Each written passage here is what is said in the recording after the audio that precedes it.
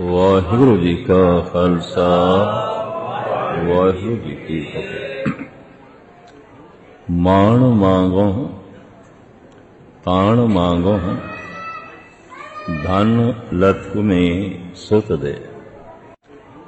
माण मांगो ताण मांगो धन लत में सुत दे। ऐसा देखा गया ताण ते माण दोवें इकट्ठे रहिंदे। निताणा मनुख निमाणा होंदा, निताणी कौम निमाणी होंदी, निताणा देश निमाणा होंदा, उहदी कोई वैल्यू नहीं आउंदी। कुछ ते कमजोर नूं कहंदे ने मौत ही है। कमजोर मनुख जींदी जागदी एक लाश है, बस कुछ नहीं। धन गुरु अर्जन देव जी महाराज का यह बोल है, हे प्रभु निताणे होके नहीं जीवना, निमाणे होके नहीं जीवना। माण मांगो ताण मांगो धन लखमे सुत दे। दूजा पहलू, धन गुरु नानक देव जी महाराज ने 9 खंड पृथ्वी का भ्रमण किया। समुचा रशिया, ये छोटे छोटे मुल्क तुर्कमेनिस्तान, उज्बेकिस्तान, ताजिकिस्तान, रशिया, फिर अफगानिस्तान, ईरान, फिर सारा अरब, बर्मा, चाइना, लंका, सिक्किम, भूटान, सारा भारत, ये धन गुरु नानक देव जी महाराज का भ्रमण है। इतिहासकारां दे कथन अनुसार 82,000 मील की यात्रा सतगुर ने पैदल की थी। बस रुखां तले किधरे रात कटनी है,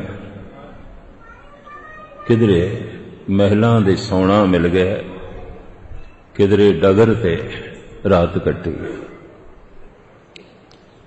नाल सी महान कीर्तनियां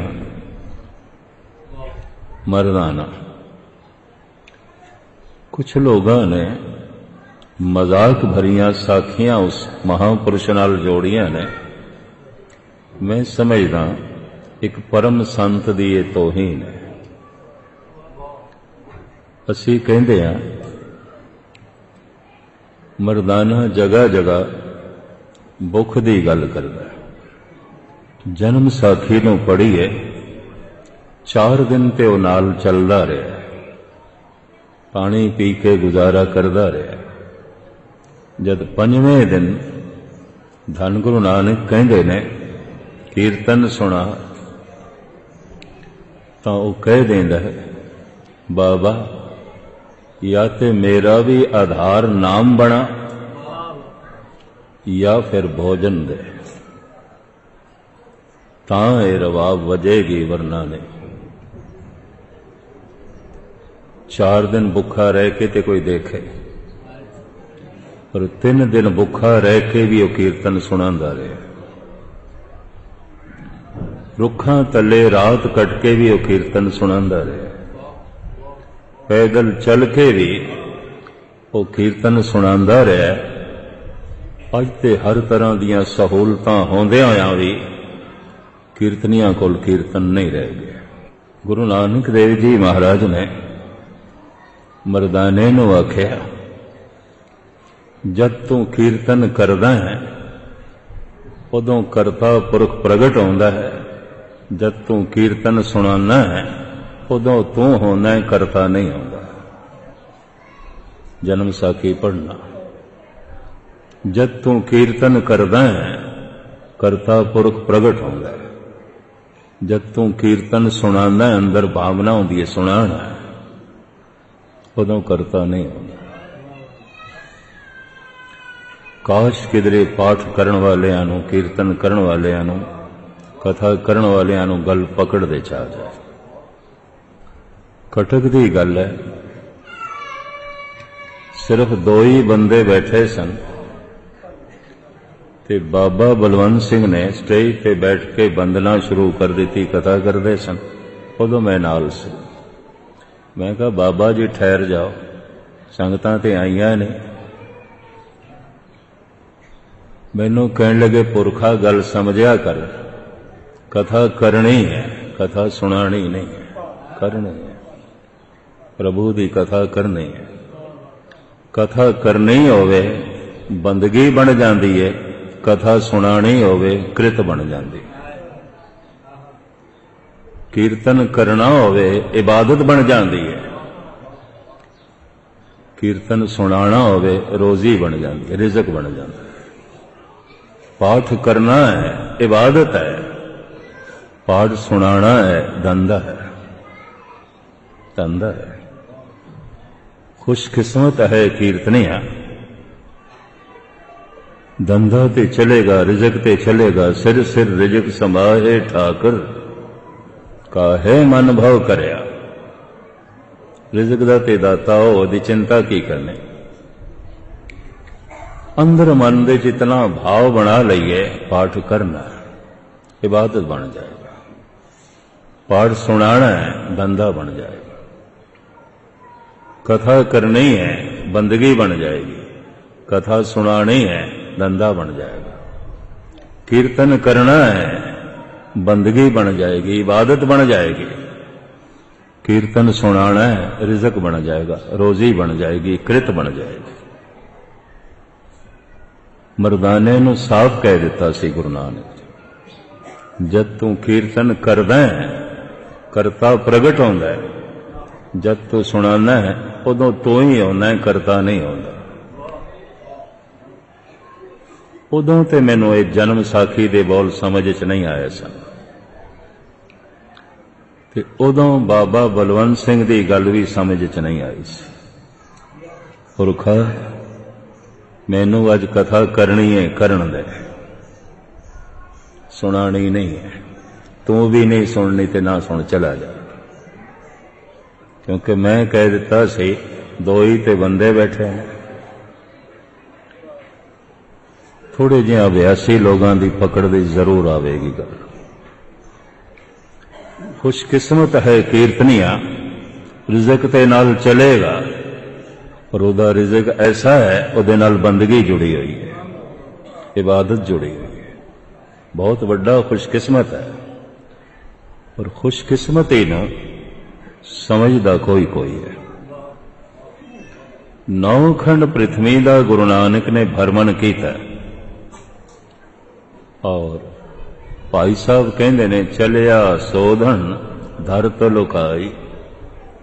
धरती दे लोकां नूं सोधन वास्ते, शुद्ध करने वास्ते, पावन पवित्र करने वास्ते, मनां दी मैल नूं धोण वास्ते चल पे। 9 खंड पृथ्वी की जिम्मेवारी गुरु नानक कोल है कि हुण मैं फिर अर्ज करा, निमाणा ते निताणा मनुख कदी किसी ने कुछ दे नहीं सकता। एक दफा मैं फिर दोहरावां, निताणा मनुख निमाणा आउंदा, निताणी कौम निमाणी आउंदी है, निताणा देश निमाणा आउंदा है, निताणे मनुख नूं हर कोई दबा लैंदा है, निताणे देश दे उत्ते हर कोई कब्जा कर लैंदा है, निताणी कौम नूं हर कोई दबा लैंदा है। फिर ताण ते माण इकट्ठा ही रहिंदा। अगर किसी मनुख दा कोई माण है तो ताण जरूर है, बिना ताण दे माण नहीं आउंदा। ये दोवें इकट्ठे रहिंदे, चोली दामन दा साथ है। ताण है तो मान भी होएगा। अगर किसी को बहुत बड़ा मान है, सन्मान है, तो वेखना पेगा इहदे कोल ताण की है। विद्वाना ने इस तरह ताण मान का जो जिक्र किया मैं थोड़े सामने रखा। ਦੁਨਿਆਵੀ ਤੌਰ ਤੇ, ਬੈਰੂਨੀ ਤੌਰ ਤੇ ਉਹ ਸਭ ਤੋਂ ਵੱਡਾ ਤਾਣ ਮੰਨਦੇ ਨੇ ਧਨ। ਧਨ ਇੱਕ ਸ਼ਕਤੀ ਹੈ, ਤਾਣ ਹੈ। ਅਗਰ ਇਹ ਚੋਟੀ ਦਾ ਧਨਵਾਨ ਹੈ ਤਾਂ ਤਾਣ ਤੇ ਹੈ, ਮਾਣ ਹੋਏਗਾ ਨਾ? ਹੋਏਗਾ, ਕਿਉਂਕਿ ਧਨ ਇੱਕ ਖੁਦ ਸ਼ਕਤੀ ਹੈ ਕਿ ਜਦ ਸ਼ਕਤੀ ਹੈ ਤਾਂ ਵਡਿਆਈ ਹੋਵੇਗੀ। ਕੋ ਨਾ ਵਡਾ ਮਾਇਆ ਵਡਿਆਈ। ਜੋ ਧਨ ਦੀ ਵਡਿਆਈ ਹੈ, ਧਨ ਦੀ ਮਹਿਮਾ ਹੈ, ਧਨ ਤਾਣ ਹੈ। ਜ਼ਿੰਦਗੀ ਦੀ ਜ਼ਰੂਰਤਾਂ ਦੇ ਬਹੁਤ ਸਾਰੇ ਮਸਲੇ ਧਨ ਨਾਲ ਹੱਲ ਹੁੰਦੇ ਨੇ, ਔਰ ਧਨ ਦੀ ਨਿੰਦਾ ਨਹੀਂ ਕੀਤੀ। ਧਨ ਗੁਰੂ ਅਰਜਨ ਦੇਵ ਜੀ ਮਹਾਰਾਜ ਤੇ ਸਾਫ਼ ਕਹਿੰਦੇ ਨੇ, ਮਾਣ ਮੰਗੋ ਤਾਣ ਮੰਗੋ ਧਨ ਲਖਮੀ ਸੁਤ ਦੇ। ਇਹ ਪ੍ਰਭੂ ਨਿਰਧਨ ਹੋ ਕੇ ਨਹੀਂ ਜੀਵਣਾ, ਨਿਤਾਣੇ ਹੋ ਕੇ ਨਹੀਂ ਜੀਵਣਾ, ਨਿਮਾਣੇ ਹੋ ਕੇ ਨਹੀਂ ਜੀਵਣਾ, ਬੇ ਔਲਾਦੇ ਹੋ ਕੇ ਵੀ ਨਹੀਂ ਜਾਣਾ। ਸੁਤ ਦੇ, ਪੁੱਤ ਵੀ ਚਾਹੀਦਾ।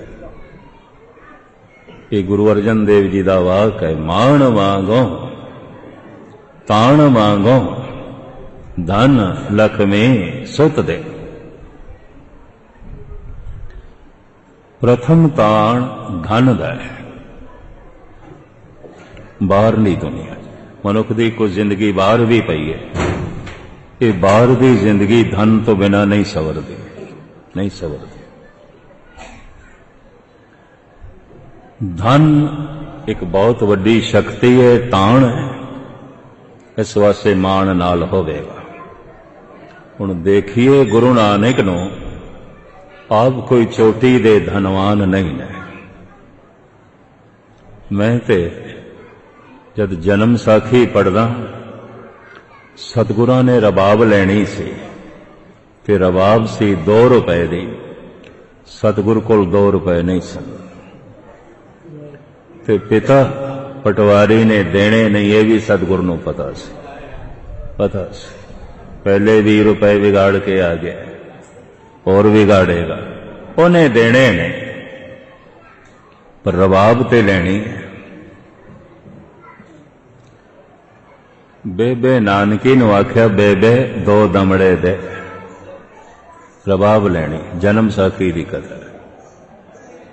ਭੈਣ ਭਰਾ ਦੀ ਸਾਂਝ ਬੜੀ ਹੈ, ਗਜ਼ਬ ਦੀ ਗੱਲ ਹੈ, ਨਾਮਾਂ ਦੀ ਵੀ ਬੜੀ ਸਾਂਝ। ਪਿਤਾ ਕਾਲੂ ਜੀ ਦੀ ਪਹਿਲੀ ਔਲਾਦ ਦਾ ਜਨਮ ਨਾਨਕੇ ਹੋਇਆ।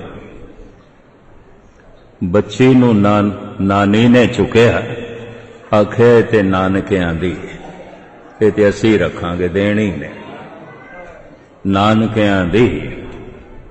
तो बच्ची का नाम पै गया नानकी, नानी ने रखा, किसी पंडित पुरोहित ने नहीं। ये नाम भी रबों ही आया, नानकियां दी नानकी। नानी का मोह बड़ा सी उस बच्ची नाल, नानी का प्यार बड़ा सी उस बच्ची नाल। समा पाके राय भोए दी तलवंडी विच पिता कल्याण दास दे घर दूजी औलाद का जन्म होया। त्रिपता जी ने इस बालक नूं चुक के 7 वरियां दी नानकी दी गोद च पा के आखिया, ए नानकी दा वीर नानक।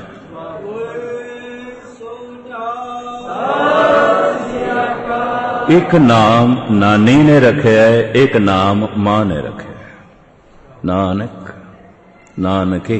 नामां दी बड़ी सांझ। निर्मलियां साधुआं ने नानक दे अर्थ कीते ने। नानक नूं 2 शब्दां जोड़दे, ना अनक। ये 2 शब्दां दा एक शब्द है। जैसे इस तरह की शैली जयदेव दे एक शब्द विच मिलदी है, परमाद पुरख मनो पिमंग सत आदि भाव रतन। शब्द है परम आद, पैड़ा विचों कढ़ दिता है जयदेव ने परमाद, लफ्ज़ परम आद है। संस्कृत की शैली है, ਉਹਦੇ 'ਚ इस तरह किया जाता है, 2-3 शब्दों को इको ही शब्द विच बयान करना। परमाद पुरख मनो उपमंग, ये शब्द भी इस तरह है, मनो उपमंग, ये भी ऐड़ा कट दिता गया, मनो उपमंग, 2 शब्दों का एक शब्द किया गया। परमाद पुरख मनोपिमंग सत आदि भाव रतन, पर मदभुतन पर कृत परन जद चिंत सर्व गगन, ये शब्द भी इस तरह है, परम अद्भुतन, ये भी ऐड़ा कट दिता गया, ये भी 2 शब्दों का एक शब्द बना दिता गया, परम अद्भुतन, उंज है परम अद्भुतन, 2 शब्द ने, ऐड़ा कट के एक शब्द, लेकिन अर्थ 2 ने, परम अद्भुत, परम अद्भुतम। विद्वान निर्मले कहने ऐड़ा कड़ के ना अनेक नो ना अनेक, ना अनेक जिहदे च अनेकता नहीं है, जो एक नू वेखदा है, एक नू बोलदा है, एक नाल जुड़िया होया है, एक नाल जोड़दा है, जिहदी सारी सोचनी एक दी परिक्रमा करदी है, द्वैत दी करदी नहीं, और जिहदी रसना तो बोल भी निकलिया है एक, गुरु ग्रंथ साहब का पहला अक्षर भी है एक, ना अनेक जिहदे च अनेकता नहीं, जो एक ही वेखदा है, एक नू ही बोलदा है, एक नू ही सुनदा है, एक नू ही सोचदा रहिंदा है, एक नाल ही जुड़िया रहिंदा है, और एक नाल ही जोड़न दा यतन करदा है। कोशिश की बड़ी गुरु नानक ने मस्जिद नू मंदिर नाल जोड़न दी, कुरान नू पुराण नाल जोड़न दी, वर्त नू रोजे नाल जोड़न दी, सुन्नत नू जनेऊ नाल जोड़न दी, जोड़िया। अंतिम समय करतारपुर विच हिंदू ते मुसलमानां च झगड़ा हो गया। मुसलमान कहन ये साडा पीर सी, वली अल्लाह है, असी ते कबर बनावांगे। हिंदू कहने लगे किस तरह हो सकता है, त्रिपता दी कुख तो जन्म लिया है, पिता कल्याण दास है, बेदियां दे घर दे पैदा होए ने ते बेदी कुलभूषण ने, ये किस तरह हो सकता है, असी दाह संस्कार करांगे। झगड़ा तकरार इतनी बढ़ गई कि तकरार हथियार तक पहुंच गई। सियाणा मनक विचार जब तकरार बन जाए एक पासे हो जाता है, लेकिन मूड़ लोग विचार नू तकरार बना देंदे ने ते तकरार नू हथियार तक पहुंचा देंदे। लाठियां चुक लियां, शस्त्र चुक ले, कोई सियाणा आया कहंदा है जिहदी खातर विचार करदियां करदियां तकरार करदियां करदियां तुसी हथियार चुक ले ने, वेखो ते सही पहले चद्दर दे थल्ले ते वेखो, चद्दर चुकी थल्ले 2 गुलाब दे फुल, कुछ भी नहीं, कुछ भी नहीं। इशारा कर गए गुरु नानक, मैं तो एक महक सी, मैं आकार नहीं सी, मैं तो एक जोत सी, शरीर नहीं सी। ये फुल पए ने, महक ते चली गई, ते जी वो महक लबनी है। पता है कवि संतोख सिंह जी ने की लिखा, बाबा मड़ी ना गोर गुरु अंगद के ही है माए, उन सतसंगत और निस दिन बसबो मैं करूं। ये महक चली गई है गुरु अंगद देव जी दे हिरदे च, संगत दे च, शब्द दे च, लभना है ते उत्थे लभो। बाबा मड़ियां च कोई नहीं, कबरां च कोई नहीं। बाबा मड़ी ना गोर,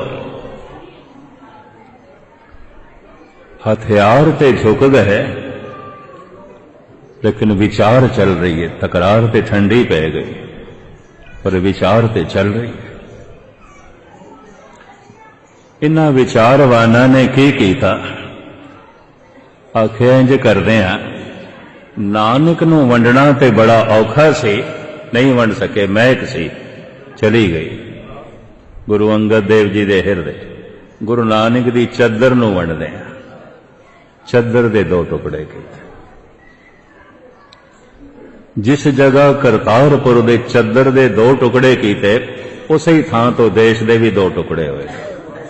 रावी दा परला हिस्सा पाकिस्तान, उरला हिस्सा हिंदुस्तान। ये मूर्ख किधरे चद्दर दे टुकड़े ना कर दे, ये देश अज एक बनिया रहना सी, एक रहना सी। मुसलमाना ने उस चद्दर दी रावी दे किनारे कबर बनाई। हिंदुओं ने उस चद्दर दा दाह संस्कार करके मड़ी बनाई। ये गल रावी नूं भी चंगी नहीं लगी। रात नूं रावी दा पानी हड़ ते आया, कबर भी जांदी रही, मड़ी भी जांदी रही। रावी कबर भी बहा के ले गई, रावी मड़ी भी बहा के ले गई। फिर कहना पैंदा, बाबा मड़ी ना गोर, गुरु अंगद के हिये माए, उन सतसंगत और निस्दिन बसबो मैं करूं। जगत नूं कुछ देना है, कुछ करना है, वड्डे वड्डे काम करने, कुछ ते होना चाहिए। प्रथम शक्ति मनदे ने धन दी। गुरु नानक कोई चोटी दे धनवान नहीं, एक पटवारी दे साहिबजादे ने। और वो पटवारी जो हुण पैसिਆਂ दे मामले ते अपने पुत्र ते भरोसा नहीं करता। कोई पहले उजाड़ आया 20 रुपए, तो 20 रुपए बड़ी संपत्ति गिनी जाती सी उस जमाने। तो बाबे कोल धन दा ताण नहीं है। दूजा ताण होंदा है सता दा, कुर्सी दा। है ते कुछ भी नहीं, पर हुक्मरान है। कुर्सी मिली है, सता मिली है, तो सता एक बहुत वड्डा ताण है, शक्ति है। मानते होवेगा, होवेगा। बाबा जी कोई जागीरदार नहीं, किसी स्टेट दे मालिक नहीं है, किसी मुल्क दे बादशाह नहीं ने। सता दा ताण गुरु नानक कोल नहीं है। तीसरा ताण मनदे ने तन दा।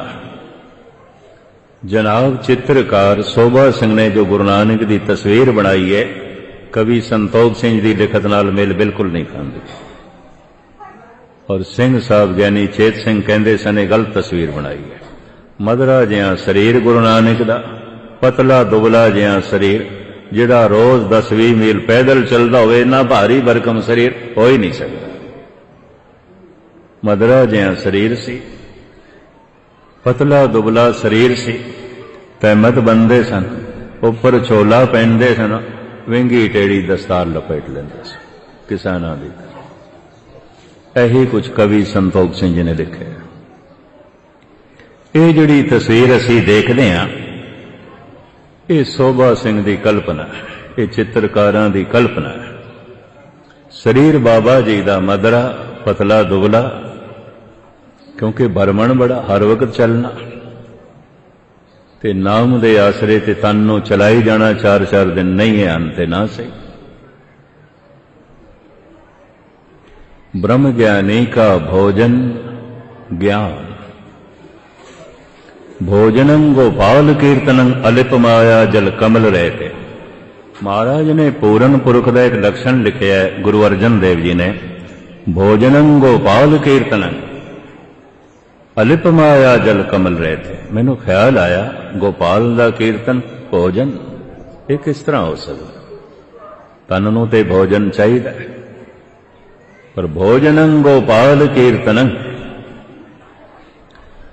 आप दी ज्ञात लई अर्ज करा, खुशी अपने आप विच ऐसी शक्ति है, तन नूं कमजोर नहीं होण देंदी, निताणा नहीं होण देंदी।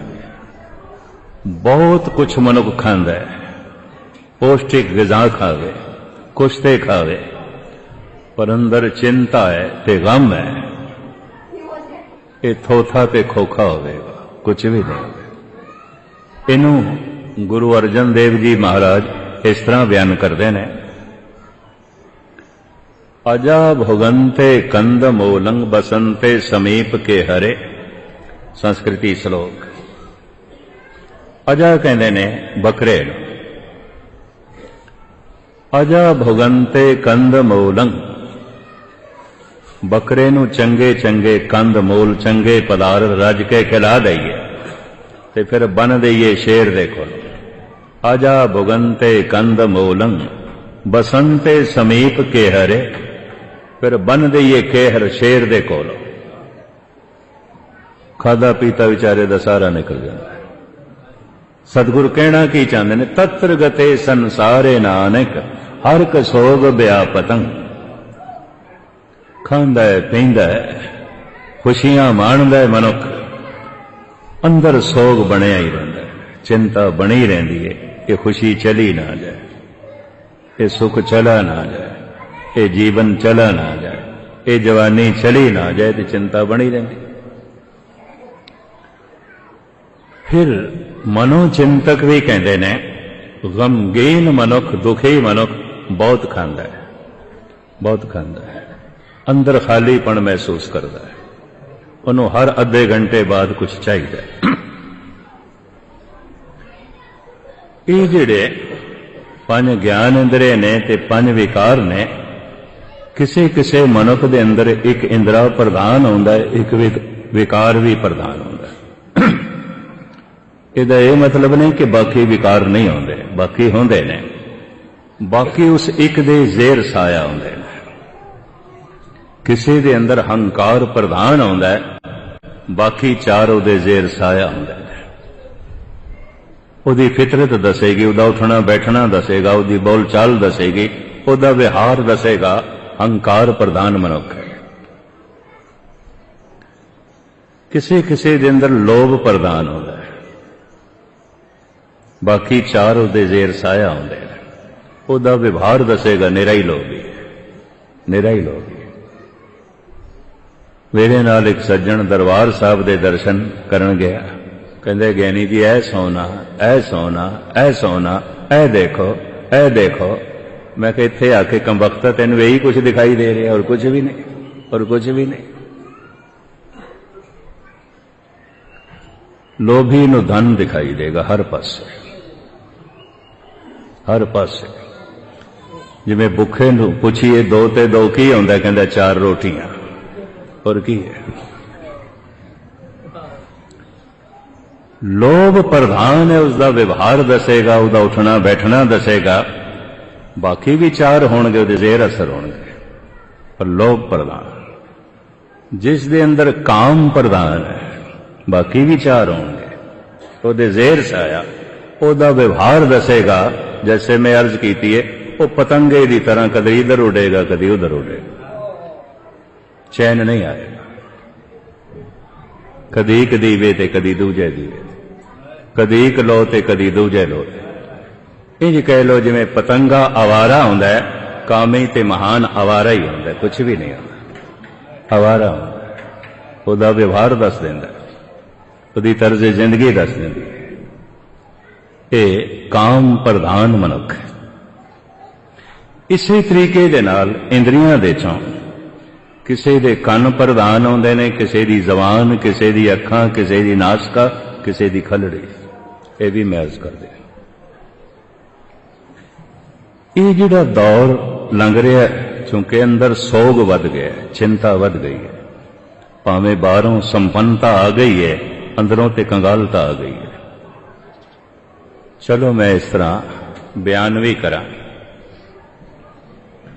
बहुता धन प्राप्त कर लैण दा एक लाभ है, एक लाभ है, बड़ा भारी लाभ है कि अंदर दी निर्धनता दिखाई देन लग पैंदी है, अंदर दी गरीबी दिखाई देन लग पैंदी। एक गरीब मनुख नूं अंदर दी गरीबी नहीं दिखाई देंदी, क्यों? अजे बाहरों भी गरीब है, अजे बाहरों रोटी दा मसला हल नहीं होया, अजे बाहरों कुल्ली जुल्ली दा मसला हल नहीं होया, गरीब है। अगर एक गरीब मनुख नूं भी अंदर दी गरीबी दिखाई दिती है, ये उहदे पूर्वले संस्कार होणगे, तपस्या होवेगी, जैसे कबीर ते रविदास, ये पूर्वली तपस्या होवेगी, वरना ऐसा होंदा नहीं।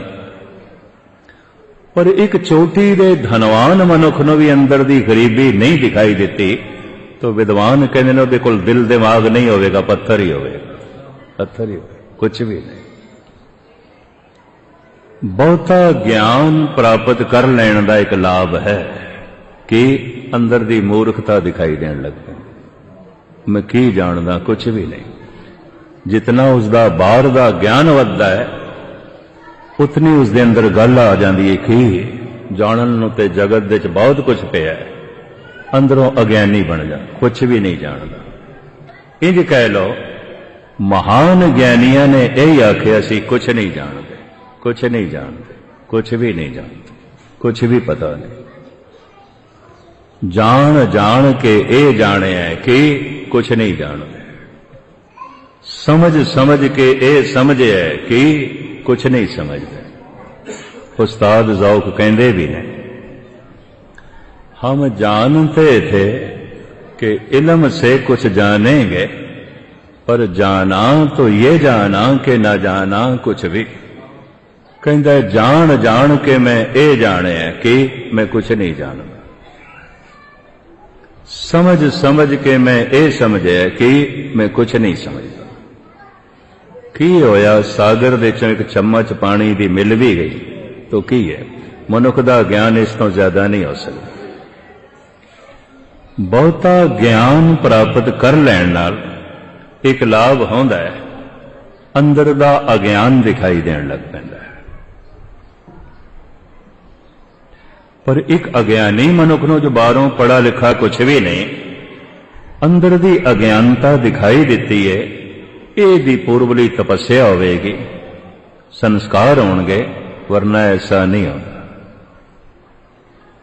पर एक ज्ञानी मनुख नूं, बहुत पढ़े लिखे मनुख नूं भी अंदर दी अनपढ़ता मूर्खता नहीं दिखाई दिती। ये पढ़ाई लिखाई सारे अक्षर दे सिर दा बोझ होणगे, जिवें खोते दे उत्ते बाहर लदे होवे। शेख सादी साहब कहंदे ने, जाग जाहिद खरशनासी बूम आलम में शब्द, खर खोते नूं कहंदे ने। अक्षरी ज्ञान अगर अनुभवी ज्ञान नहीं बनिया तो फिर शेख सादी साहब कहंदे ने ते इंज जिवें धर्म ग्रंथ किसी खोते ते लदे हुए ने, कुछ भी नहीं। खोते दी पिठ ते, इहदे दिमाग ते लदे हुए ने, ओहदी पिठ ते लदे हुए ने। पिठ ते जो लद के रह जा रहा है खोता, ये कोई भगत नहीं बन गया, वली अल्लाह नहीं बन गया। सिर दे उत्ते बहुती बाणी दा बोझ है, बड़े शब्द याद ने, व्यवहार दे कुछ भी नहीं, व्यवहार दे कुछ भी नहीं। तो शेख सादी साहब कहते खोता है, बोझ ढोंदा है, कुछ भी नहीं। इकबाल भी कहता है, इलम चंदा के बेशतर फाने, गर अमर दर तो नेस्त नादाने, ना मुहक्कक बवद ना दानशमंद, चार पाए बरोए किताबे चंद। ये कोई दानशमंद भी नहीं है, कोई विद्वान भी नहीं, ये ते चार पाए खोते दे उत्ते लदे हुए जिवें कुछ किताबां ने। तुझे किताब से फरोग नहीं कि तू किताबे ख्वां है, साहिबे किताब नहीं। उर्दू फारसी दे धर्म ग्रंथ लई भी शब्द सिर्फ किताब ही है, उन्हां कोल किताब है। कुरान शरीफ नूं मुकद्दस किताब कहणगे, और शब्द नहीं है उन्हां कोल। तुझे किताब से फरोग नहीं कि तू किताबे ख्वां है, साहिबे किताब नहीं। तू किताब दे पढ़न वाला है, धर्म ग्रंथ दे पढ़न वाला है। धर्म ग्रंथ दे जो कुछ है वो तो नहीं है, वो तो नहीं है। तू शब्दां दे पढ़न वाला है, शब्दां दे जो कुछ है वो तो नहीं है। तू कुरान शरीफ दे पढ़न वाला है, कुरान शरीफ दे जो कुछ है वो तो नहीं है। तू भागवत गीता दे पढ़न वाला है, भागवत गीता दे जो कुछ है वो तो नहीं है। तेरा व्यवहार ही भागवत गीता ते पूरा नहीं उतरता, तेरी तर्ज जिंदगी ही बाणी ते पूरी नहीं उतरती। इति चार पाए बरोए किताबे चंद, इते जिवें खोते दे उत्ते ग्रंथ लदे हुए ने। ਬਹੁਤਾ ਗਿਆਨ ਹਾਸਲ ਕਰ ਲੈਣ ਦਾ ਇੱਕ ਲਾਭ ਹੈ, ਅੰਦਰ ਦੀ ਅਗਿਆਨਤਾ ਦਿਖਾਈ ਦੇਣ ਲੱਗ ਜਾਂਦੀ। ਇੱਕ ਅਗਿਆਨੀ ਮਨੁੱਖ ਨੂੰ, ਅਨਪੜ੍ਹ ਮਨੁੱਖ ਨੂੰ ਵੀ ਜੇ ਅੰਦਰ ਦੀ ਅਨਪੜ੍ਹਤਾ ਦਿਖਾਈ ਦਿੱਤੀ ਹੈ, ਇਹਦੇ ਪੂਰਬਲੀ ਤਪੱਸਿਆ ਹੋਵੇਗੀ, ਸੰਸਕਾਰ ਹੋਣਗੇ। ਪਰ ਜੇ ਇੱਕ ਪੜ੍ਹੇ ਲਿਖੇ ਮਨੁੱਖ ਨੂੰ ਵੀ ਅੰਦਰ ਦਾ ਅਗਿਆਨ ਨਹੀਂ ਦਿਖਾਈ ਦਿੱਤਾ, ਤੇ ਫਿਰ ਸਾਰੇ ਵਿਦਵਾਨ ਕਹਿੰਦੇ ਖੋਤਾ ਹੀ ਹੋਵੇਗਾ, ਐਵੇਂ ਪਾਰ ਡਾਉਂਦਾ, ਕੁਛ ਵੀ ਨਹੀਂ, ਕੁਛ ਵੀ ਨਹੀਂ।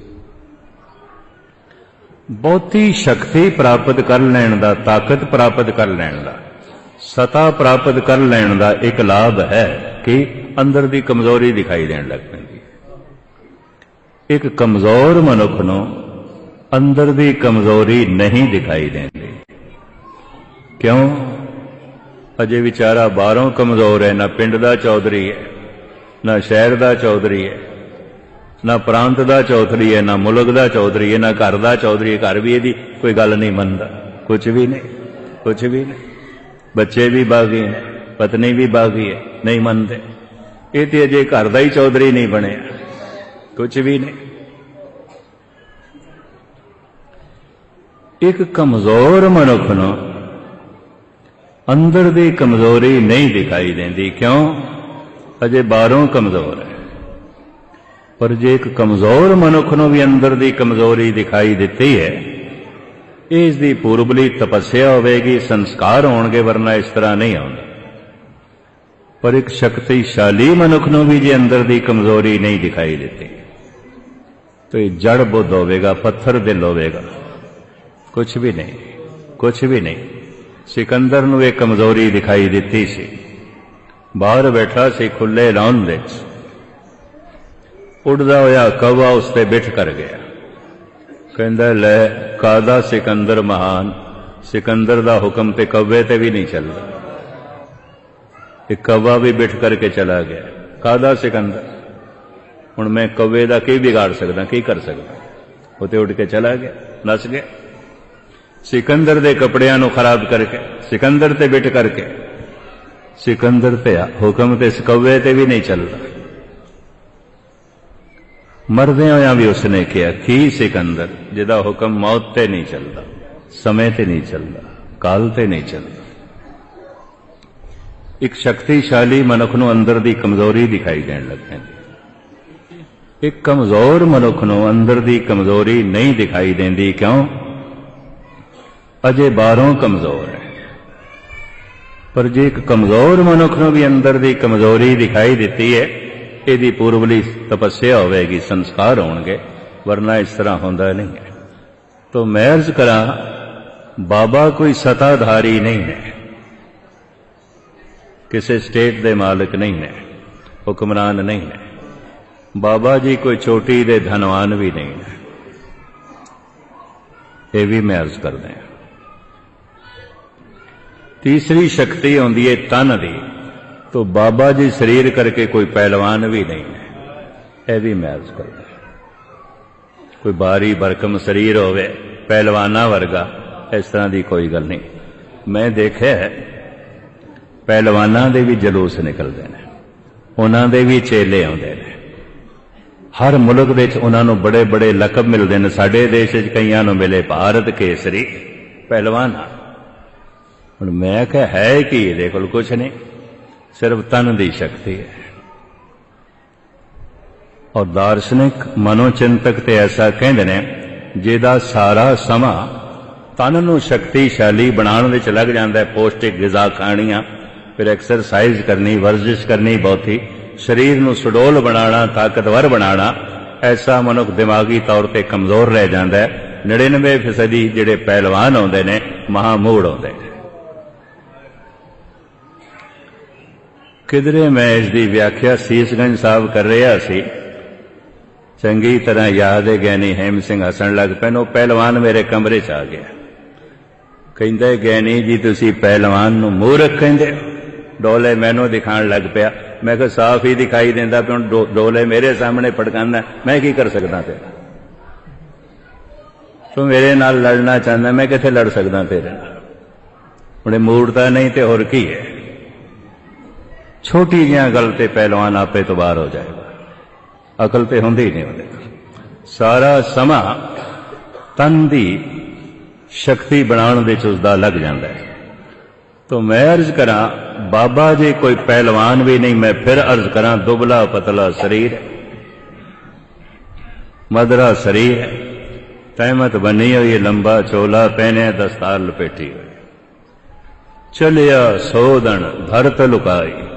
बाबा जी कोई हुक्मरान नहीं ने, बाबा जी कोई छोटी दे धनवान नहीं ने, और बाबा जी तन करके कोई पहलवान भी नहीं है। हुण मैं होर भी अर्ज करा, पिता कल्याण दास ने गुरु नानक नूं पहले गोपाल पांदे कोल पाया भी ये बच्चा कुछ पढ़ लिख लवे, ते उन्हें ऊड़ा लिख के दिता।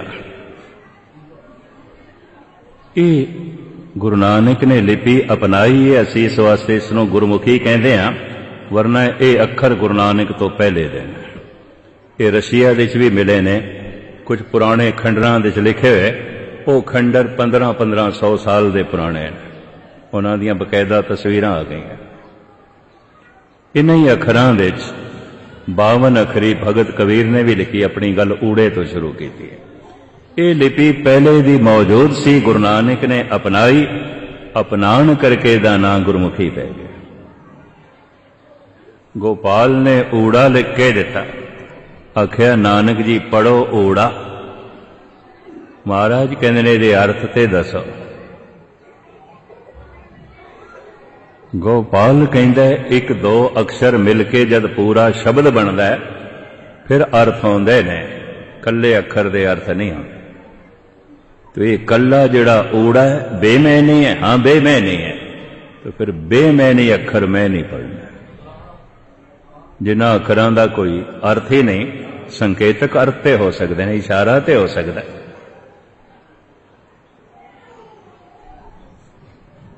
जैसे USA यूनाइटेड स्टेट अमेरिका, और यू किसी पासे का संकेत करता है, एस किसी पासे का इशारा करता है, ये किसी मुल्क की छाप पेश पिया करता है, संकेतक अर्थ। महाराज कहते ऊड़े दे कोई संकेतक अर्थ ते हो सकते हैं। गोपाल कहते ने नानक जी सिर खपाई ना करो, थोड़े पिता ने मैनू मेरे को भेजा पढ़न वास्ते, पढ़ाने वास्ते नहीं। ऊड़ा पढ़ना है कि नहीं, ते सतगुरु कहते ने अर्थ दसने ने कि नहीं। अर्थ कोई नहीं, मैंने कोई नहीं, तो बेमैने अक्षर नानक ने नहीं पढ़ने, नहीं पढ़ने। आमदे आवन पांदा जी एक एक अखर दे भी अर्थ ने। मनुख दी सारी महिमा ते अखरां ते खड़ी है। अखरी नाम अखरी साला, अखरी ज्ञान गीत गुण गा, अखरी लिखण बोलण मान, अखरां सिर संजोग वखाण। तमाम गीत संगीत बोल चाल कुछ अखरां दे जोड़ने और की है। तुसीं एक अखर नूं कहंदे ने एवें, तो उस वक्त गोपाल पांदा कहंदा दसो फिर एक एक अखर का की अर्थ है। उत्ते सतगुरु ने पट्टी लिखी है, आसा मल्ला पहला दर्ज है। एक एक अखर किहड़े पासे का इशारा करता है। बाणी बड़ी गजब दी है और बिखड़ी है। 52 अखरी कबीर दी भी है, 52 अखरी गुरु अर्जन देव जी महाराज दी। आसा मल्ला पहला पट्टी लिखी गुरु नानक दी है, आसा मल्ला तीजा पट्टी लिखी गुरु अमरदास जी दी। अखरां दी महिमा दसी, एक एक अखर किहड़े पासे का इशारा करता है। जद सतगुरां ने पट्टी लिख के गोपाल दे अगों रखी, बांह पकड़ के गोपाल पांदा ले गया गुरु नानक नूं अपने पिता पटवारी कल्याण दास पास। हथ जोड़ के कहंदा पटवारी जी, इस बच्चे कोलों कुछ पढ़ना होवे ते पढ़ लो।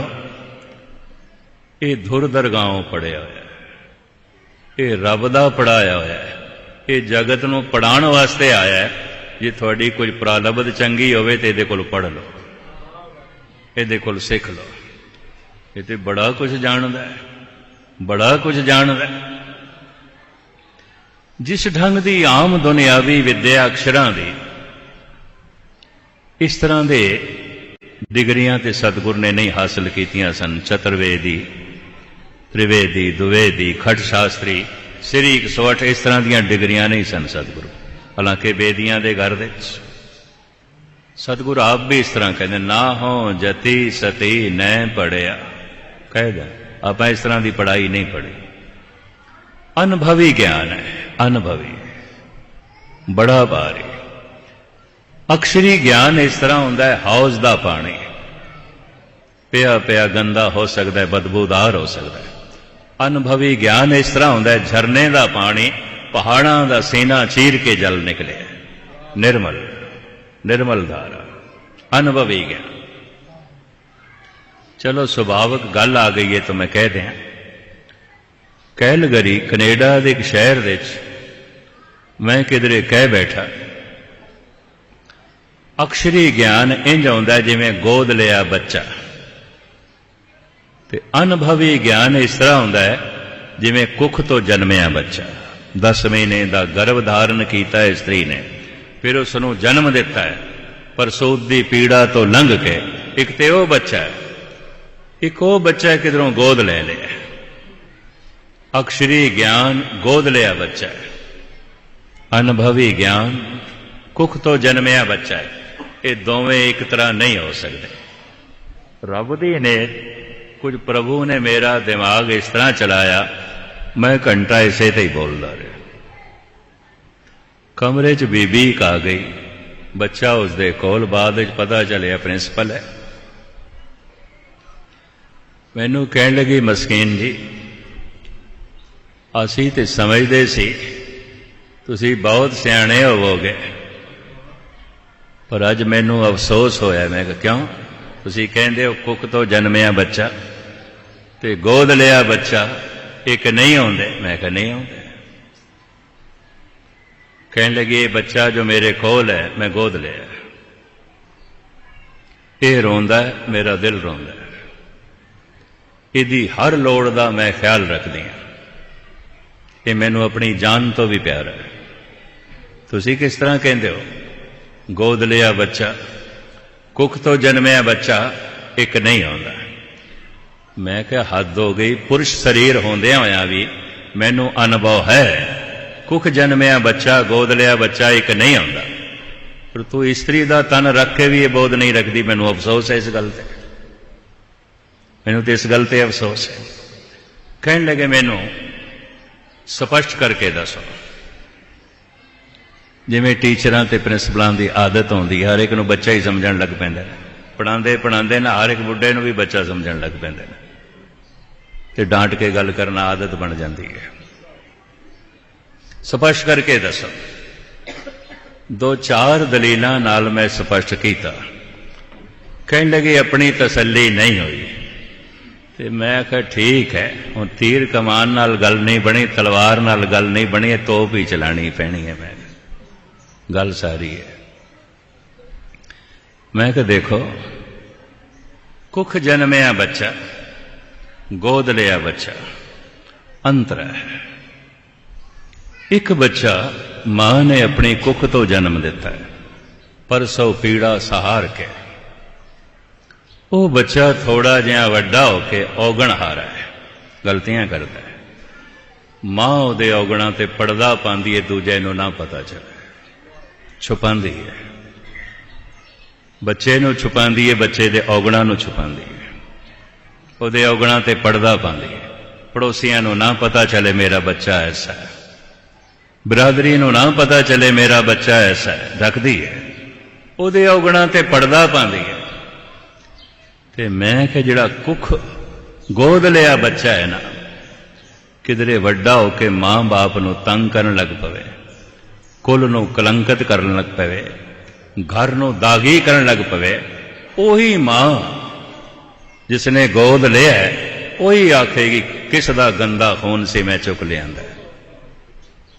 ਯਕੀਨ ਜਾਣੋ, ਅਜੇ ਮੈਂ ਕੁਝ ਹੋਰ ਕਹਿਣੇ ਸਨ, ਸਖਤ ਲਫ਼ਜ਼ ਬੱਚਾ ਚੁੱਕ ਕੇ ਚਲੀ ਗਈ। ਮੈਂ ਕਿਹਾ ਠੀਕ ਹੈ, ਝੰਜਟ ਮੁੱਕਿਆ। ਗੋਦ ਲਿਆ ਬੱਚਾ, ਕੁੱਖ ਤੋਂ ਜਨਮਿਆ ਬੱਚਾ ਇੱਕ ਨਹੀਂ ਆਉਂਦਾ। ਅਕਸ਼ਰੀ ਗਿਆਨ, ਅਨੁਭਵੀ ਗਿਆਨ ਇੱਕ ਨਹੀਂ ਆਉਂਦਾ। ਅਕਸ਼ਰੀ ਗਿਆਨ ਨਾਲ ਜ਼ਿੰਦਗੀ ਚੱਲਦੀ ਤੇ ਹੈ, ਬਦਲਦੀ ਨਹੀਂ। ਅਨੁਭਵੀ ਗਿਆਨ ਨਾਲ ਜ਼ਿੰਦਗੀ ਬਦਲ ਜਾਂਦੀ ਹੈ, ਜੀਵਨ ਬਦਲ ਜਾਂਦਾ ਹੈ। ਧੰਨ ਗੁਰੂ ਨਾਨਕ ਦੇਵ ਜੀ ਮਹਾਰਾਜ ਕੋਲ ਅਨੁਭਵੀ ਗਿਆਨ ਹੈ। ਉਹਨਾਂ ਦੇ ਹਿਰਦੇ ਚੋਂ ਗਿਆਨ ਦੀ ਗੰਗਾ ਨਿਕਲਦੀ ਹੈ, ਗਿਆਨ ਦੀ ਧਾਰਾ ਨਿਕਲਦੀ ਹੈ, ਜਿਸ ਨੂੰ ਸੁਣ ਕੇ ਬੜੇ ਬੜੇ ਪੰਡਤ ਪੁਰੋਹਿਤ ਹੈਰਾਨ ਹੋਏ ਸਨ। ਇਸ ਤਰ੍ਹਾਂ ਦੇ ਗੁਣਵਾਨ ਜੋ ਬਾਹਰੋਂ ਪੜ੍ਹ ਲਿਖ ਕੇ ਗੁਣ ਹਾਸਲ ਕੀਤਾ ਜਾਂਦਾ ਹੈ, ਗੁਰੂ ਨਾਨਕ ਨੇ ਇਸ ਨੂੰ ਕੋਈ ਮਹਾਨਤਾ ਨਹੀਂ ਦਿੱਤੀ। ਤੋ ਸਤਿਗੁਰ ਧਨਵਾਨ ਵੀ ਨਹੀਂ ਨੇ, ਹੁਕਮਰਾਨ ਵੀ ਨਹੀਂ ਨੇ, ਪਹਿਲਵਾਨ ਵੀ ਨਹੀਂ ਨੇ, ਬਾਹਰ ਦੀ ਇਹ ਵਿਦਿਆ ਵੀ ਨਹੀਂ ਪੜ੍ਹੀ। ਲੇਕਿਨ ਜਦ ਚਲੇ ਨੇ, ਸਭ ਤੋਂ ਪਹਿਲੇ ਮਲਕ ਭਾਗੋ ਜੈਸਾ ਚੋਟੀ ਦਾ ਧਨਵਾਨ ਗੁਰੂ ਨਾਨਕ ਦੇ ਕਦਮਾਂ ਤੇ ਝੁਕਦਾ, ਮੱਥਾ ਟੇਕਦਾ। ਫਿਰ ਬਾਬਰ ਜੈਸਾ ਹੁਕਮਰਾਨ ਸਤਾਧਾਰੀ ਹੱਥ ਜੋੜ ਕੇ ਖੜਾ, ਉਹ ਵੀ ਆਪਣਾ ਸਿਰ ਝੁਕਾਉਂਦਾ। ਫਿਰ ਕੌਡੇ ਰਾਖਸ਼ ਜੈਸਾ ਪਹਿਲਵਾਨ 10 ਬੰਦਿਆਂ ਨੂੰ ਪਕੜ ਲਵੇ ਤੇ ਜਾਨ ਨਾ ਛੁੜਾ, ਉਹ ਵੀ ਗੁਰੂ ਨਾਨਕ ਦੇ ਕਦਮਾਂ ਦੇ ਉੱਤੇ ਆਪਣਾ ਸਿਰ ਰੱਖਦਾ ਹੈ। ਤੇ ਬਨਾਰਸ ਦੇ ਬੜੇ ਬੜੇ ਗੁਣਵਾਨ ਉਹ ਵੀ ਹੱਥ ਜੋੜ ਕੇ ਖੜੇ ਹੋ ਗਏ ਤੇ ਸਤਿਗੁਰ ਦੇ ਚਰਨਾਂ ਤੇ ਸਿਰ ਰੱਖਿਆ। ਹੁਣ ਪੁੱਛਣਾ ਪਏਗਾ ਸਤਿਗੁਰ ਕੋਲ ਸ਼ਕਤੀ ਕੀ ਹੈ ਕਿ ਸਿੱਧਾ ਨੇ ਤੇ ਪੁੱਛ ਲਿਆ ਸੀ, ਕੌਣ ਸਕਤ ਤੋਂ ਇੱਥੇ ਲਿਆਈ। ਪਤਾ ਹੈ ਗੁਰੂ ਨਾਨਕ ਕੀ ਕਹਿੰਦੇ ਨੇ, ਗੁਰਬਾਣੀ ਸੰਗਤ ਬਿਨਾ ਦੂਜੀ ਓਟ ਨਹੀਂ ਹੈ ਰਾਈ। ਸਾਡੇ ਕੋਲ ਪ੍ਰਭੂ ਦੇ ਬੋਲ ਤੇ ਸਤਸੰਗ ਤੋਂ ਬਿਨਾ ਹੋਰ ਕੁਝ ਵੀ ਨਹੀਂ ਹੈ। ਇਹ ਜੋ ਧਨਵਾਨ ਝੁਕੇ ਨੇ, ਗੁਣਵਾਨ ਝੁਕੇ ਨੇ, ਹੁਕਮਰਾਨ ਝੁਕੇ ਨੇ, ਇਹ ਬੜੇ ਬੜੇ ਪਹਿਲਵਾਨ ਜੋ ਝੁਕੇ ਨੇ, ਇਹ ਮੇਰੇ ਅੱਗੋਂ ਨਹੀਂ, ਇਹ ਕਹੋ ਨਾਨਕ ਸਭ ਤੇਰੀ ਵਡਿਆਈ, ਕੋਈ ਨਾਮ ਨਾ ਜਾਣੇ। ਨਾਮ ਇੱਕ ਸ਼ਕਤੀ ਹੈ, ਪ੍ਰਭੂ ਦਾ ਨਾਮ ਇੱਕ ਸਤਾ ਹੈ, ਇੱਕ ਗਿਆਨ ਹੈ, ਇੱਕ ਮਹਾਰਸ ਹੈ, ਇੱਕ ਮਹਾਨ ਸ਼ਕਤੀ ਹੈ, ਇੱਕ ਮਹਾਨ ਧਨ ਹੈ। ਕਬੀਰ ਤੇ ਇਸ ਨੂੰ ਕਹਿੰਦੇ ਨੇ, ਹਮ ਨਿਰਧਨ ਜੋ ਇਹੋ ਧਨ ਪਾਇਓ, ਮਰਤੇ ਫੂਟ ਗੁਮਾਨੀ। ਇਸ ਨੂੰ ਫਿਰ ਕਵੀ ਸੰਤੋਖ ਸਿੰਘ ਜੀ ਨੇ ਜਿਸ ਢੰਗ ਨਾਲ ਬਿਆਨ ਕੀਤਾ, ਮੈਂ ਕਹਿ ਕੇ ਸਮਾਪਤੀ ਕਰਾਂ। ਕਵੀ ਸੰਤੋਖ ਸਿੰਘ ਜੀ ਕਹਿੰਦੇ ਨੇ, ਦਿਗ ਵਿਜੇ ਹੇਤ ਸਾਜ ਬੇਦੀ ਕੁਲ ਕੇਤ ਦਲ, ਚਲੇ ਦਲ ਦਲਬੇ ਕੋ ਦਲਨ ਬੇਦਾਰਿਆ। ਬੇਦੀਆਂ ਦਾ ਦਲ ਚੱਲ ਪਿਆ ਦੁਸ਼ਟਾਂ ਦੇ ਦਲਾਂ ਨੂੰ ਦਲਣ ਵਾਸਤੇ। ਕਵੀ ਸੰਤੋਖ ਸਿੰਘ। ਹੁਣ ਬੇਦੀਆਂ ਦਾ ਦਲ ਕੱਲੇ ਗੁਰੂ ਨਾਨਕ ਨਾਲ ਬਾਲਾ ਮਰਦਾਨਾ, ਦਲ ਤੇ ਕੋਈ ਨਹੀਂ। ਬੇਦੀਆਂ ਦਾ ਦਲ ਤੇ ਕੋਈ ਨਹੀਂ, ਉਹ ਕੱਲੇ। ਅਗਰ ਬੇਦੀ ਸ਼ੁਮਾਰ ਵੀ ਕਰੋ ਤੇ ਕੱਲੇ ਬੇਦੀ ਸਨ। ਮਰਦਾਨਾ ਤੇ ਬੇਦੀ ਨਹੀਂ ਸੀ, ਬਾਲਾ ਤੇ ਬੇਦੀ ਨਹੀਂ ਸੀ, ਬਾਲਾ ਤੇ ਸੰਧੂ ਸੀ। ਪਰ ਕਵੀ ਸੰਤੋਖ ਸਿੰਘ ਇਸ ਤਰ੍ਹਾਂ ਲਿਖਦੇ ਨੇ, ਦਿਗ ਵਿਜੇ ਹੇਤ ਸਾਜ ਬੇਦੀ ਕੁਲ ਖੇਤ ਦਲ, ਚਲੇ ਦਲ ਦਲਵੇ ਕੋ ਦਲਨ ਬਿਦਾਰਿਆ। ਗਿਆਨ ਕੋ ਖੜਗ ਧਰ। ਅਗਰ ਦਲਾਂ ਨੂੰ ਬਿਦਾਰਨ ਵਾਸਤੇ, ਦੁਸ਼ਟਾਂ ਨੂੰ ਬਿਦਾਰਨ ਵਾਸਤੇ ਚਲੇ ਨੇ ਬੇਦੀਆਂ ਦਾ ਦਲ, ਹੈ ਕਿ ਕਵੀ ਸੰਤੋਖ ਸਿੰਘ ਜੀ ਕਹਿੰਦੇ ਨੇ, ਗਿਆਨ ਕੋ ਖੜਗ ਧਰ ਜੁਗਤ ਕਮਾਨ ਕਰ, ਨਾਨਾ ਦ੍ਰਿਸ਼ਟਾਨ ਲੀਨ ਸ਼ਲੀ ਮੁਕਦਾਰਿਆ। ਕੋਲ ਗਿਆਨ ਦੀ ਤਲਵਾਰ ਹੈ ਤੇ ਗਿਆਨ ਅਸਰ ਕਰਦਾ ਹੈ ਸੂਝਵਾਨ ਮਨੁੱਖ ਦੇ ਉੱਤੇ, ਮੂਰਖ ਤੇ ਨਹੀਂ। ਮੂਰਖ ਦੀ ਗਿਆਨ ਤੋਂ ਦੂਰੀ ਆਉਂਦੀ ਹੈ ਤੇ ਗਿਆਨ ਦੂਰ ਤੱਕ ਮਾਰ ਨਹੀਂ ਕਰਦਾ, ਨਹੀਂ ਕਰਦਾ। ਫਿਰ ਕਵੀ ਸੰਤੋਖ ਸਿੰਘ ਜੀ ਕਹਿੰਦੇ ਨੇ, ਬਾਬੇ ਕੋਲ ਤੀਰ ਕਮਾਨ ਵੀ ਹੈ, ਦੂਰ ਤੱਕ ਮਾਰ ਕਰਦੀ ਹੈ। ਗਿਆਨ ਕੋ ਖੜਗ ਧਰ ਜੁਗਤ ਕਮਾਨ ਕਰ, ਨਾਨਾ ਦ੍ਰਿਸ਼ਟਾਂਤ ਲੀਨ ਸ਼ਲੀ ਮੁਕਧਾਰਿਆ। ਪਾਤਸ਼ਾਹ ਕੋਲ ਜੁਗਤੀ ਦੀ ਕਮਾਨ ਵੀ ਹੈ, ਦਲੀਲਾਂ ਦੇ ਤੀਰ ਵੀ ਹੈਗੇ ਨੇ, ਪ੍ਰਮਾਣਾਂ ਦੇ ਤੀਰ ਵੀ ਹੈਗੇ ਨੇ। ਇੱਕ ਦਲੀਲ ਨਹੀਂ ਕੰਮ ਕਰਦੀ, ਦੂਸਰੀ, ਦੂਸਰੀ ਨਹੀਂ ਤੀਸਰੀ, ਤੀਸਰੀ ਨਹੀਂ ਚੌਥੀ। ਇਹ ਸਤਿਗੁਰੂ ਕੋਲ ਤੀਰ ਨੇ, ਜੁਗਤੀ ਦੀ ਕਮਾਨ ਹੈ, ਵਰਤਦੇ ਨੇ ਹਰ ਥਾਂ ਤੇ ਜੁਗਤੀ ਨੂੰ ਔਰ ਦਲੀਲਾਂ ਨੂੰ, ਪ੍ਰਮਾਣਾਂ ਨੂੰ। ਜਿੱਥੇ ਕਮਾਨ ਵੀ ਕੰਮ ਨਾ ਕਰ ਸਕੇ, ਤੀਰ ਵੀ ਕੰਮ ਨਾ ਕਰੇ। ਜਹਾਂ ਦਿਦ ਕੋਟ ਤਹਾਂ ਕਰਾਮਾਤ ਤੋ ਪਸੰਦ, ਢਾਏ ਕੇ ਮੈਦਾਨ ਕੀਨ ਮਿਲੇ ਅਰਹਾਰਿਆ। ਵਲੀ ਕੰਦਾਰੀ ਇਹ ਦਲੀਲਾਂ ਪ੍ਰਮਾਣਾਂ ਨਾਲ ਮੰਨਣ ਵਾਲਾ ਨਹੀਂ ਸੀ, ਇਹ ਗਿਆਨ ਨਾਲ ਵੀ ਮੰਨਣ ਵਾਲਾ ਨਹੀਂ ਸੀ। ਮਰਦਾਨੇ ਨੂੰ ਭੇਜਿਆ ਸੀ, ਉਹਨੂੰ ਕਹਿ फकीर हिंदू मुसलमान नहीं आते, नहीं समझ आई ਉਹਦੀ। सतगुर ने मरदाने ਨੂੰ ਕਿਹਾ पत्थर चुक, इस तो बिना यह समझण वाला नहीं है। ਉਹਦਾ सारा सरोवर का पानी थले आ गया खिचरे। उन्हें गुस्से च उपरों पत्थर सुटिया, बाबे ने हथ कीता, वो पंजा अज तक लग्या है। गुरुद्वारा पंजा साहब, दुनिया के सारे हथ मुक जाणगे, गुरु नानक का पंजा अमर रहेगा। और उस जगह का अपना असर है, उस जगह की अपनी जो है महिमा है। जिथे देखिया दलीलां नाल, प्रमाणां नाल, ज्ञान नाल गल नहीं बनती, कुछ करामात दिखानी पैगी तां ठीक होवे। करामात उदों कह रही है जब अपनी पूजा वास्ते कोई करामात दिखाए, करामात उदों अमृत होती है जब रब नाल जोड़न वास्ते कोई वरते, ईश्वर नाल जो है जोड़न वास्ते वरते, अपनी पूजा वास्ते नहीं। एक बड़ा सुंदर उदाहरण दें, जब सतगुर सुमेर ते गए ना, तो जोगियां ने बड़ी खुणस खाधी, खाधी खुणस जोगी शरां, गोष्ठ करन सबे उठ आई। खुणस खाधी, इन्ना ज्ञानी, इतना विचारवान है, दलीलां नाल हर एक नूं हरा देंदा। दूसरा हैरान है ते गृहस्थी सुमेर पर्वत ते चढ़ के आ गया। खादी कुर्ज जोगी सरा, गोष्ठ करन सवे उठ आई। पुछे जोगी पंगरनाथ, तुझ दुध विच क्यों कांजी पाई। इन्ना शक्तिशाली तो इतना ज्ञानी, फिर गृहस्थी क्यों बने, दुध दे च क्यों कांजी पाई है। फिटिया चाटड़ा दुध दा, रिड़किया मक्खण हथ ना आई। फड़ा जिंदगी दा दुध ते फट गया, नाम दा मक्खण नहीं निकलेगा। सतगुरु कहते बाबा आखे नाथ जी, पढ़ी मां को चज्जी आई। होए अतीत ग्रस्त थर, फिर उन्हों के घर मंगण जाई। जिन्हां गृहस्थियां नूं कांजी कहंदे हो, फिर उन्हां दे घर ही भिक्षा मंगण जांदे, तुहानूं शर्म नहीं आउंदी। उन्हां गृहस्थियां कोल मंगदे हो। तेरी मां को चज्जी आई। जद सारियां ने देखिया ते बड़ा ज्ञानी हर गल दे सानूं पछाड़ी जांदा है। पता है फिर सिद्धा ने जो मीटिंग की थी, सब सिद्धि मने विचारिया, किवें दर्शन एओ लेवे बाला। बाला क्यों कहते, बाला बच्चे नूं कहंदे ने। वो कोई 1000 साल की उम्र का सी, प्राणायाम करके अपनी उम्रां वधाइयां होईयां सन। कोई 500 साल का, कोई 800 साल का, बड़े बड़े सिद्ध। ते उन्हां दे सामने भी 22 साल का बालक ते बच्चा ही सी, और की सी। सब सिद्धि मने विचारिया, किवें दर्शन एओ लेवे बाला। ऐसा जोगी कली माए, हमरे पंथ करे उजियाला। जे ये किधरे जोगी बन जाए, साडे काबू आ जाए, ये साडे पंथ नूं चार चन लावेगा।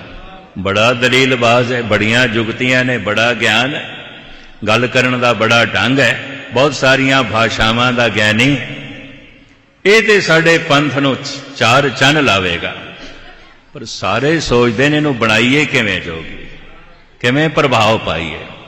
सारियां ने विचार कीते, इहनूं करामात दिखाओ, कोई ऐसी करामात प्रभावित हो जाए, साडा चेला बन जाए। खप्पर दिता नाथ जी, पानी भर ले वन उठ चाला। जिहड़ा नाथ सी, मुखी सी, उन्हें आख्या नानक जी सानू प्यास लगी है, ए करमंडल चुको, सामने सरोवर को भर लिया। इस तरह का हुक्म मनुख उसते करता है जिसनों अपने तो छोटा समझता है। बच्चा दे बाला बच्चा है, हुक्म करते हैं, जाओ साडे वास्ते पानी भर लिया, ए करमंडल। गुरु नानक ने यह नहीं आख्या, मैं नहीं भरन जाना। करमंडल चुक लिया, अच्छा सत वचन ले आओ। बाबा आया पानी है, डिठे रतन जवे हर लाला। जैसे सरोवर को लाए ते हीरे पए ने, रतन पए ने, मूंगे पए ने, पुखराज पए ने, हीरियां नाल भरिया है, मोतियां नाल भरिया है, नीलम नाल भरिया है, ओ पानी नाल नहीं। फिर आया सुन नाथ जी, पानी ठौर नहीं तिस ताला। सतगुरु वापस आ गए बई सिद्ध तुसी कहंदे हो सानू 3 लोकां दी समझ है, पर थानू तो इतनी भी समझ नहीं उस सरोवर दे च पानी नहीं है, थानू तो यह भी नहीं दिखाई देता। तुसी कहंदे हो सानू 3 लोकां दे च की हो रहा दिखाई देंदा है, पर थानू तो यह भी नहीं दिखाई देता सामने सरोवर दे च पानी नहीं है। ये उन्हां दा थप्पड़ उन्हां नूं ही लगे, उन्हां दा तीर उन्हां नूं ही लगे। असीं ते नीलम रतना नाल प्रभावित करना चाहा, ये सानू मूर्ख साबित कर गया। उत्थे फिर सारे सिद्धां ने जो कुछ कहा, भाई गुरदास जी कहंदे ने धन नानक तेरी वड्डी कमाई, तेरी महिमा महान है, तेरी कमाई महान है, तू बहुत वड्डी दात अकाल पुरख तो लैके आया और वंड रहा है।